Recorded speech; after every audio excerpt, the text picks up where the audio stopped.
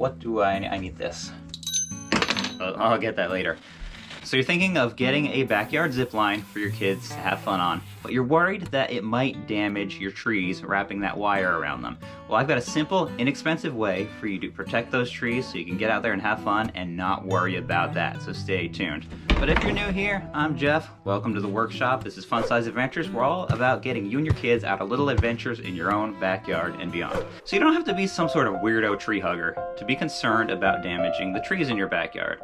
Because number one, damaged trees are unsightly, they'll die, they'll get knocked over in a windstorm, that might damage your house, then you'll be homeless, you'll probably lose your job because you can't bathe, and your life will just cycle completely out of control. So you don't want to risk that. There's different products you can buy to help with this, but a lot of them are pretty expensive, and I am the cheapest person you will ever meet. So today we're going to build tree protectors using just some screws, some 2x4s, and some bungee cords. Now look at that, I don't even have the best bungee cords. Look at that bungee cord.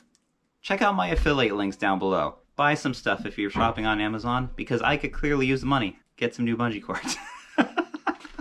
First thing I want to do is take some scraps of 2x4s. These are on the shorter end. If I were going to make these specifically for this, I would maybe go a little bit longer, like probably in like the 8-inch range. But these are just scraps that I already had, so I use them. What you're going to do is drill a hole through. Then you're going to get like a 3-inch screw, preferably with a wider head like that. You see how it's like nice and flat and wide? Screw that through almost all the way. You're going to want like 5 or 6 of those. The more the better, because that's going to spread out the pressure from the line to the broadest area. Because the main thing you're trying to avoid is if this wire is all the way around the tree and it's pulled tight and it's moving as the wind blows and you're ziplining, it's going to wear right through the bark, and that's the quickest way to kill a tree. So this system could work without doing anything, putting any screws or any nails into the tree. But what you're going to do is you're going to take your bungee cord, or several bungee cords might be what you end up needing to loop the tree, depending on its size. You want there to be some give so that you can then go around and slide these blocks of wood down from the top so that the screw is resting on the bungee cord. And that's going to ensure that they are level all the way around,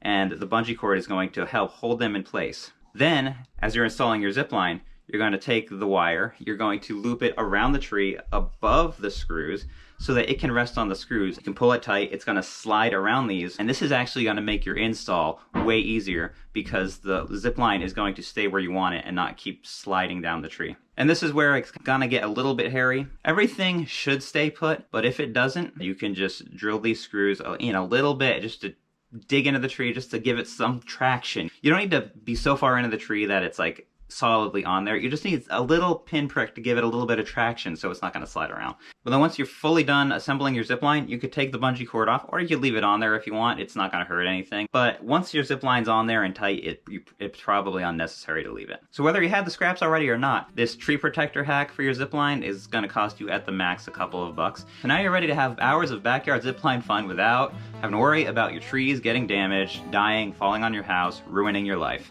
But it might ruin your life if somebody gets hurt, which is why you want to watch this video right here where I go over how to get the zip line angle just right so that you're not going so fast and pile driving yourself or your kids into that tree at the bottom. See you in that video. Until next time, get out there and have a fun adventure of your own! Okay, you're taking it too far.